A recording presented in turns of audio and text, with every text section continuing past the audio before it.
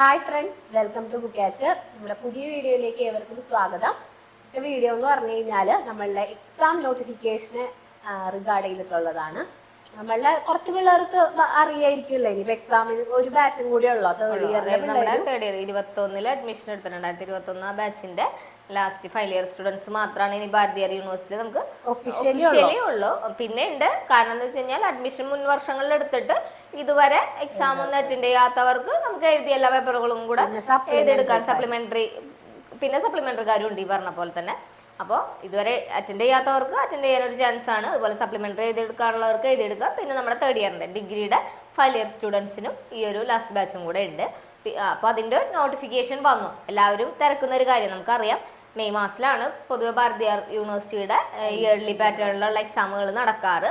അത് കൃത്യം മെയ് മാസത്തിൽ ഫസ്റ്റ് വീക്ക്. അപ്പോൾ അതായത് ശരിക്കും ഈ ഒരു ടൈമിൽ പരീക്ഷ നടക്കേണ്ട ഒരു സമയമാണ്. നമ്മൾ ആ കൊറോണയൊക്കെ വന്നതിന് ശേഷം മാത്രം, കോവിഡിന്റെ ആ ഒരു സമയത്തിന് ശേഷം മാത്രമാണ് ഇങ്ങനെ ആ ഒരു ഡേറ്റുകളിൽ ഒരു വ്യത്യാസം ആദ്യമായിട്ട് വന്നിട്ടുള്ളൂ. അപ്പം നമുക്കറിയാം, അതിനുശേഷം പിന്നെ നമുക്ക് ഓൾമോസ്റ്റ് പരീക്ഷകളൊക്കെ നടന്നിരുന്നത് ഓഗസ്റ്റ് ഒക്ടോബർ ആ ഒരു സമയത്താണ്. കോവിഡിന് ശേഷം മിക്കതും ജൂൺ ജൂലൈക്ക് ശേഷം ഓഗസ്റ്റ് സെപ്റ്റംബർ ഒക്ടോബർ ആ മാസങ്ങളിലൊക്കെ ആയിട്ടാണ് നമുക്ക് പരീക്ഷ പൊതുവെ ഈ 2 വർഷം നടന്നു പോന്നിട്ടുള്ളൂ.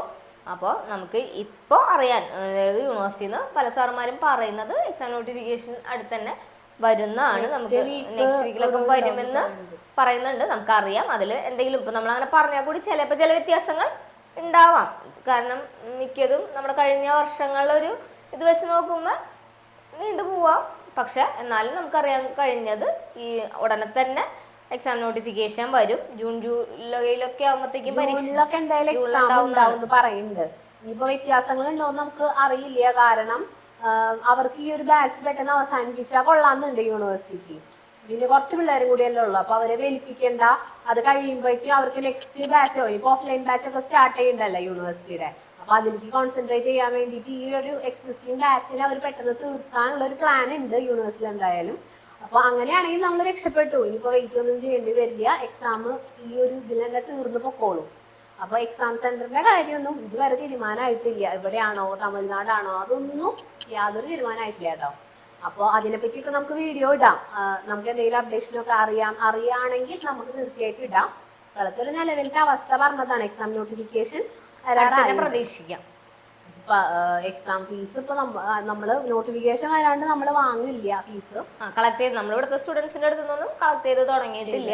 കാരണം എന്താ വെച്ച് കഴിഞ്ഞാൽ നോട്ടിഫിക്കേഷൻ വന്നിട്ടാണ് നമ്മൾ ഇപ്പൊ മുൻ വർഷങ്ങളിലൊക്കെ ആയാലും നമ്മൾ എക്സാം നോട്ടിഫിക്കേഷൻ വന്നതിന് ശേഷം മാത്രമാണ് കളക്ട് ചെയ്യാറുള്ളൂ. അപ്പൊ തേർഡ് ഇയർ കുട്ടികളൊക്കെ ഒന്ന് ഒരുങ്ങിയിരിക്കുക. കാരണം എന്താ വെച്ച് എക്സാം ഫീസ് അടുത്ത് തന്നെ അടയ്ക്കേണ്ടി വരും. അപ്പോൾ അത് മുൻകണ്ട് ഫീസ് അടയ്ക്കാനൊന്ന് പ്രിപ്പയർഡ് ആയിട്ട് ഇരിക്കുക.